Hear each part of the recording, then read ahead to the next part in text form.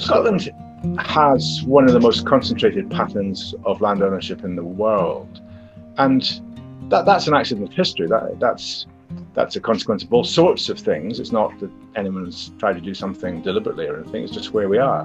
But there's no doubt that for a long time, the Scottish people have felt a bit uncomfortable with that.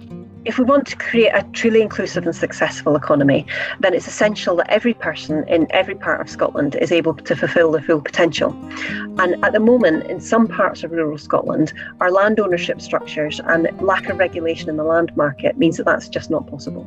We've got the evidence, we can see the adverse effects that concentrated land ownership is having, and I think we need to look at the ways forward to help ensure we have a dynamic and prosperous economy in Scotland. The issues associated with concentrated power in localised rural land markets have parallels with the issues of monopoly power in mainstream economics, and some of the negative effects that we see associated with concentrated land ownership are similar to some of the negative effects that are more commonly associated with corporate monopolies. The 2019 report, in its essence, concluded that we had all our eggs in too few baskets, that was damaging our economy, and it was leading to negative social consequences as well in Scotland that just simply weren't right for a modern 21st century European country. Since April 2019, we've been working to develop the proposals, and we hope now we've put something together that will help inform parliamentary consideration. There's three proposals that we're making in this paper, all legislative proposals. So the first one is for a statutory management plan, and it is about landowners having a public statement of intent in terms of what are their hopes and aspirations for that particular landholding. Because from our evidence, it's quite clear that where landowners and communities and residents work well together, the outcomes tend to be better for everyone overall. The second is a land rights and responsibilities review mechanism.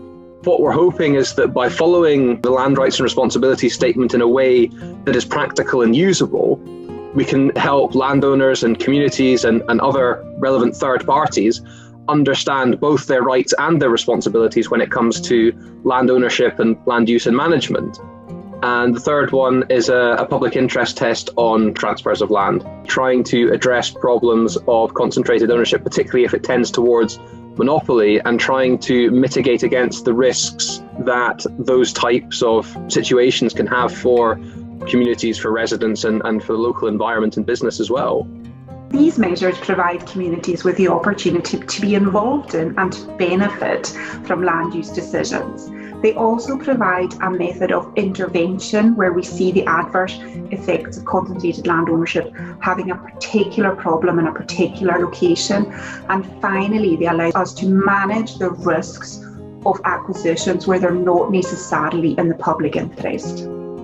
So I see these reforms and the wider programme actually of land reform in Scotland as a fantastic opportunity to really get the Scottish economy motoring at the full potential that we all know we have. We know that we are an incredibly able nation. If Scotland is going to succeed in creating a modern, successful, dynamic economy fit for the 21st century, then it's absolutely critical that we're making the best possible use of one of our most important resources, and that's our land.